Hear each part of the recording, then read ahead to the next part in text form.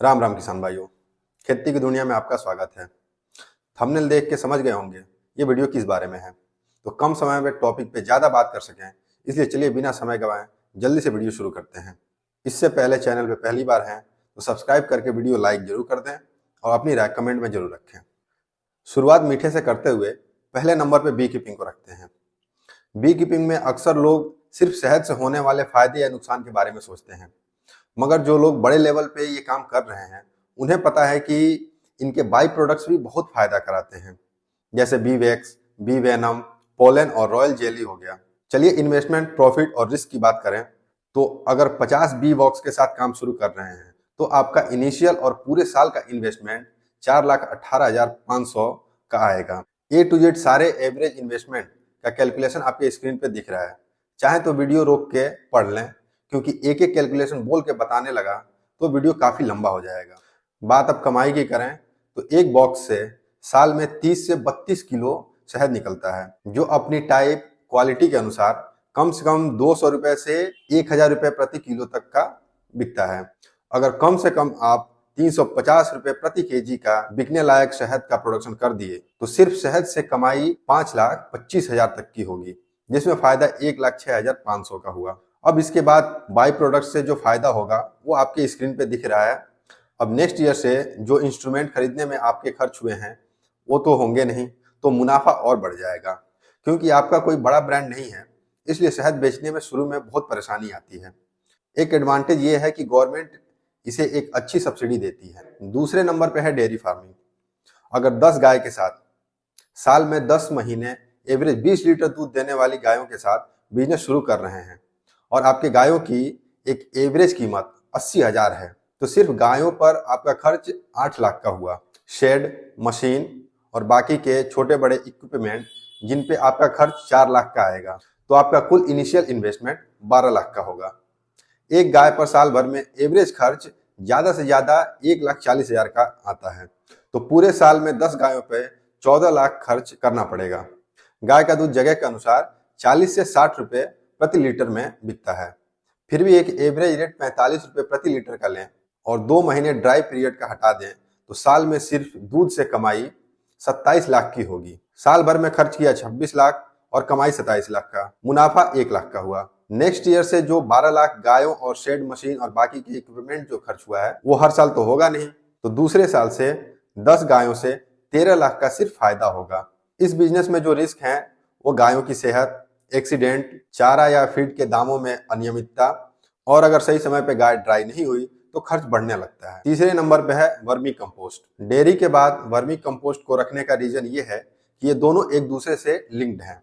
लोगों में ऑर्गेनिक चीजों की डिमांड और जागरूकता को देखें तो ये एक हाई पोटेंशियल वाला ल्यूक्रेटिव बिजनेस है, जिसका स्कोप अभी के समय में भी ज्यादा है और फ्यूचर में और बढ़ने वाला है। चाहे तो आप 4 या 5 बेड से भी शुरू कर सकते हैं या 100 या 150 बेड से भी, ये आपके बजट पर डिपेंड करता है।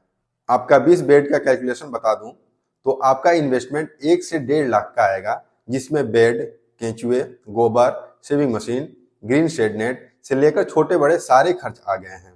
इसमें कमाई 1,000 प्रति बेड प्रति महीना आता है, तो 20 बेड से 20,000 हर महीने और 2,40,000 सालाना कमाई होगी। इसके अतिरिक्त आप वर्मी वाश और केंचुए बेच के अतिरिक्त कमाई भी कर सकते हैं।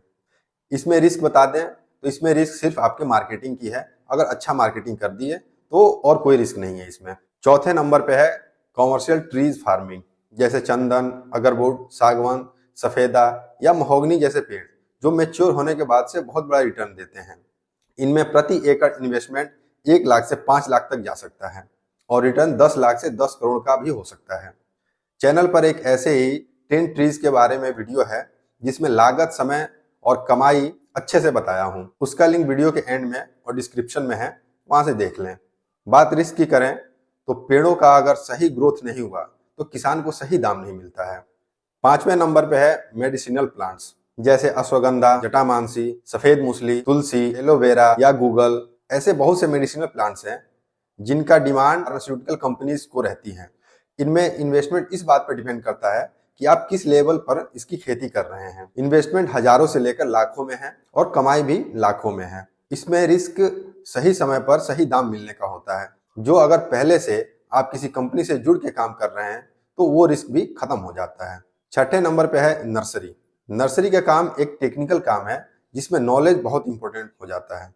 अक्सर सड़क के किनारे बहुत से नर्सरी देखे होंगे जिसपे कस्टमर बहुत कम आते हैं और कोई कोई इंटीरियर एरिया में भी ये काम करके लाखों महीने का अर्न कर रहा है। नर्सरी का काम आप चाहें तो ट्रेनिंग लेके 50,000 से शुरू करके इन्वेस्टमेंट धीरे धीरे लाखों तक का कर सकते हैं। इसके लिए सरकारी संस्थाओं से पौधे या बीज लेके खुद से ग्राफ्टिंग और पौधे उगा सकते हैं। खुद से ग्रो किए हुए प्लांट पे 10, 20 या 30 तक का खर्च आ सकता है और वो 100, 200, 300 तक में बिक सकते हैं। वो डिपेंड करता है कौन सा प्लांट आप किस हिसाब से ग्रो कर रहे हैं और उसकी क्वालिटी कितनी अच्छी हुई है और कितने बल्क में ऑर्डर आया है। कमाई 5 लाख की भी हो सकती है और 50 लाख की भी, डिपेंड करता है किस लेवल पे हो। इसमें रिस्क सेलिंग पे है जो आप मार्केटिंग और क्वालिटी मेंटेन करके कम कर सकते हैं। 7वें नंबर पे है फ्रूट ट्रीज फार्मिंग, जैसे कीवी, खजूर, अंगूर, कटहल। ये ऐसे फ्रूट गिविंग ट्रीज हैं जो हर साल हाई रिटर्न देते हैं। कॉमर्शियल ट्रीज की तरह ही ये भी एक ल्यूक्रेटिव फार्मिंग बिजनेस है जो एक बार के इन्वेस्टमेंट के बाद हर साल बड़ा अमाउंट कमा के देते हैं। इनमें हजारों से लाखों इन्वेस्टमेंट वाले पेड़ हैं जो 1 लाख से 10 या 20 लाख सालाना रिटर्न देते हैं।